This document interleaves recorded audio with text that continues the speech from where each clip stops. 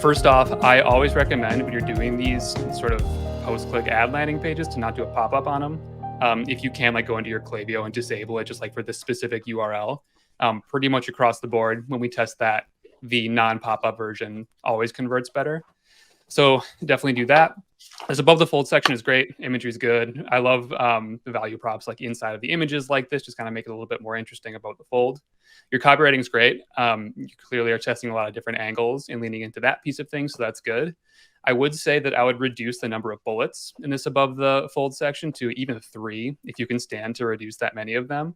And if you can throw a little like custom icon in here that kind of better represents what the point is saying rather than just the check mark, I would do that too. Just make it a little more visually interesting to kind of roll through, because sometimes when you get a long list of bullet points, people tend to hover over and read the first 2, 3, 4 and then just kind of scroll past because it's too much to take in all at once. So shorten that up a little bit.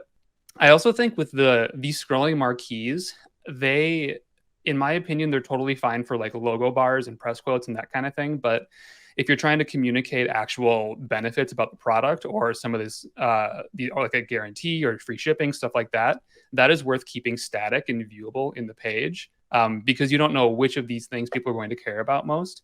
And if it's all scrolling, then you're not going to be able to get accurate heat map data of kind of what things are or what items people are hovering over and actually reading. So I would take these out of the marquee and just kind of make a little grid so people can see all of them. So make sure they see all the benefits. Scrolling down. I love reviews this high up. That's great. We tend to do that after a few iterations anyways, just to get social proof in front of everyone. That looks good. Yeah, if you can do some kind of... Sorry, go ahead. We tried really to try it because we're starting to get customers sending in pictures of their photos or of their pizzas. Yeah. So we're trying. I try to get at this as much in there as possible. Just try to make it seem more plausible that you can actually make a great pizza with this. It's not just me sitting and making pizza at home in a controlled environment. Like most people can actually get a really nice pizza out of this. I love it. Yeah, 10 times out of 10, if you can put real customer photos in these review blocks, they always look more compelling, I think. If you could add a little, like a star rating and number of reviews in here, even if it's not that many, just as a little like eyebrow above the title, just kind of signals that this is a review section. Otherwise, it kind of, it blends together with the rest of the content, doesn't stick out as social proof. So definitely add that in. Yeah, you can see what I mean. Like this section with the title and the image below it kind of visually looks the same. So definitely make your social proof stick out as much as you can. I don't know how these images would look if you could like crop them to square and put them side by side on mobile. I would have to see it laid out to see if that's even feasible. Like if the paragraphs aren't going to get too kind of stretched out vertically, but if you could make this a shorter scroll by kind of doing a block layout like that, that'd be cool. Or maybe test like a carousel too, just to see how well people interact with that. But overall, these value props are awesome.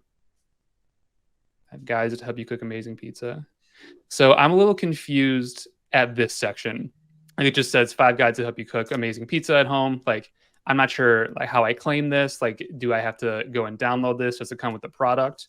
Maybe a little bit more description on kind of what these guides are and how you end up getting them would be great. I'm assuming this is like a free gift that you get if you order the product. Yeah, it's both. It's basically instructions, but it's also like again just guides to how to use the steel, but also the dough, tomato sauce, how to make great pizza at home. It's like a 30, 40 page. It's become a 40-page PDF. That is ideally it's going to be an insert. That's going to be on the next round. An insert on it's sold as an insert. It's not in there right now, so I send it afterwards with automation. But it's by any means supposed to be an insert that people get.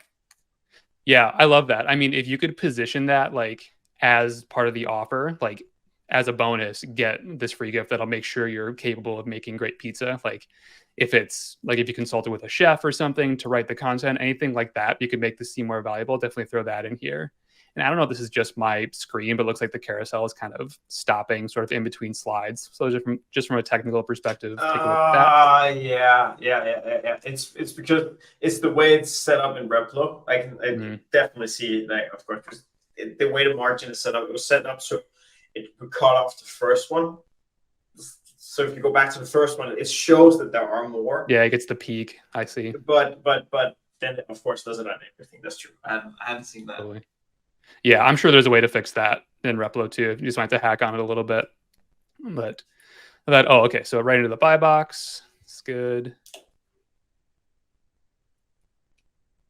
For some reason, this CTA button just doesn't seem to stick out a lot to me. And maybe it's because it is the I have same. the exact same one. Did you? Yeah, maybe it's because it's the same sort of look as this little tag on the photo right here. I don't know if you have like a different accent color in your design system, or if you could make it even just like full screen and bump the font a little bit, maybe give it some padding like above and below and make it stick out a little bit better. But that feels a little hard to see for me.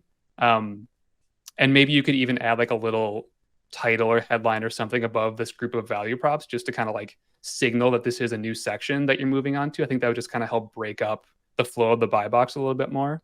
But overall, good photos. I love the layout. Like, it goes reviews, title, button, and then a nice review in here. That's great. This is super appealing to me. This like bubbling in the oven GIF. I like that. Cool. Cool. Yeah, I almost think take this Wow Your Family section and kind of stick it below this carousel here and kind of make that the final section on the page, just so when people get all the way to the bottom, there's something for them to click on if they want to go back and buy more. They don't have to scroll all the way back up to the buy box. But overall, man, this looks great. I think your battle at this point, given that the page itself is good and your last page was good too, and it'll just be testing those angles and testing like the little tweaks that go along with them. And so you're going to find something that hits. But I think you have a really great start.